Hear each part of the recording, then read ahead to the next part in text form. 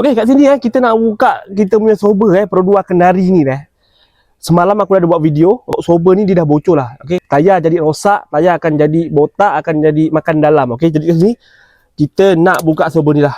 Yang pertama kita kena buka dulu lah skru atas ni untuk mounting sober. Kita buka sober ni dulu.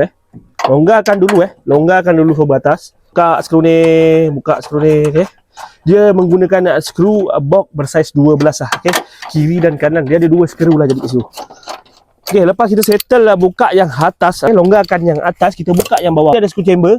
Bawah ni ada skru biasalah 17. Dia ada dua skru kita kena buka lah. Lagi satu ni pipe brake lah.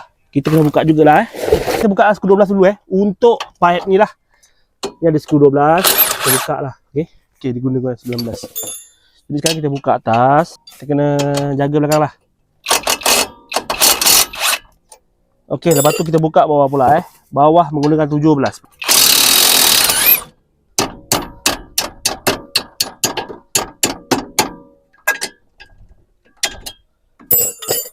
Okey, settle buka yang bawah ni, yang tangan kiri kita tahan.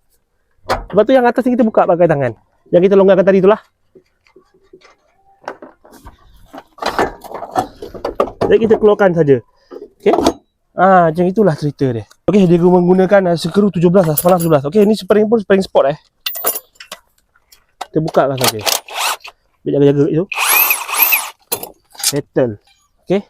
Oh, dah lembik. Lagi tu dia dah nak naik dah. Okey. Pastikan dia punya bracket ni sebelah sini lah. Okey. Tekan lagi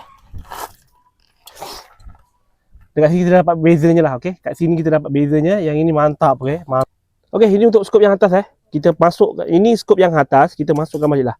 Okey, kat situ dia ada lekuk lah dia. Dia ada punya marking lah kat sini. Kita kena ikut lah marking dia yang ada Ada lekuk juga kat situ. Kita tekan. Masukkan skru tadi. Okey, settle. Cukup rasa Jangan terlampau kuat sangat jelus. Okey, ini cover tutup dia, tutup. Okey. Okey, settle untuk pemasangan sebelah kiri lah. Kita akan masuk terus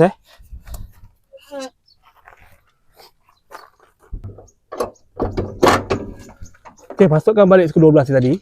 Kosongkan kosong macam ni. Okey, besok kita akan pergi ke kedai tayar, kita akan elemen dan chamber balik lah.